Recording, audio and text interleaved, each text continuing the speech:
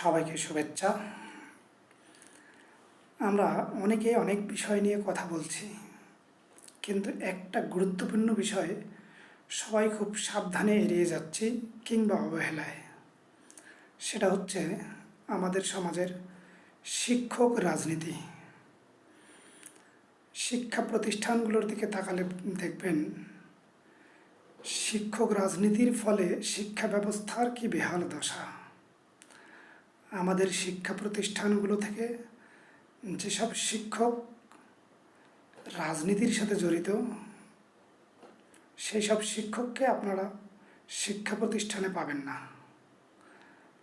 তারা রাজনৈতিক কর্মকাণ্ড নিয়ে ব্যস্ত থাকে, আর তাদের রাজনৈতিক কর্মকাণ্ডের বলি হয় সাধারণ শিক্ষার্থীরা।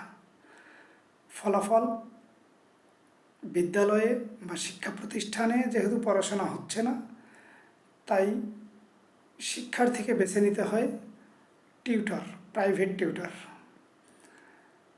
আমি হলফ করে বলতে পারি, যদি শিক্ষা প্রতিষ্ঠানে নিয়মিত ঠিকমতো পাঠদান হয়, শ্রেণী শিক্ষক যদি প্রত্যেকটা শিক্ষার্থীর পাঠদান নিশ্চিত করে সুচারুরূপে, তাহলে আমাদের শিক্ষার্থীদের প্রাইভেট টিউটর বলে যে টার্মটা দরকার পড়ে, সেটা দরকার পড়বে না।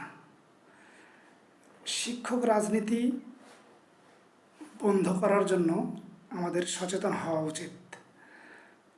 দলমত নির্বিশেষে সবারই একমত হওয়া উচিত যে কোনো শিক্ষক রাজনীতির সাথে সম্পৃক্ত হতে পারবে না। সে সরকারি প্রতিষ্ঠানের শিক্ষকরা তো পারেনি না, বেসরকারি প্রতিষ্ঠান কিংবা আধা সরকারি যে প্রতিষ্ঠানগুলোকে আমরা বলি, কোনো প্রতিষ্ঠানেরই শিক্ষক, সে কলেজ হোক স্কুল হোক, কোনো শিক্ষক রাজনীতির সাথে জড়িত হতে পারবে না। বিশ্ববিদ্যালয়ের শিক্ষকেরা দেখবেন সাদা দল, নীল দল, এরা বিভিন্ন রাজনৈতিক দলের প্রতিনিধি হিসেবে বিশ্ববিদ্যালয়গুলো থেকে শিক্ষক সমিতি গড়ে তুলছে, শিক্ষক গ্রুপ গড়ে তুলছে। এক একটা শিক্ষক গ্রুপ এক একটা রাজনৈতিক দলের প্রতিনিধিত্ব করে। আমি চাই এই শিক্ষক রাজনীতি বন্ধ হোক, শিক্ষা প্রতিষ্ঠানে পাঠদানে সবাই মনোযোগী হোক, বিশ্ববিদ্যালয়ের শিক্ষকরা গবেষণায় মনোযোগী হোক। তাহলেই আমাদের শিক্ষা ব্যবস্থায় একটা সুষ্ঠু ধারা ফিরে আসবে। ধন্যবাদ সবাই।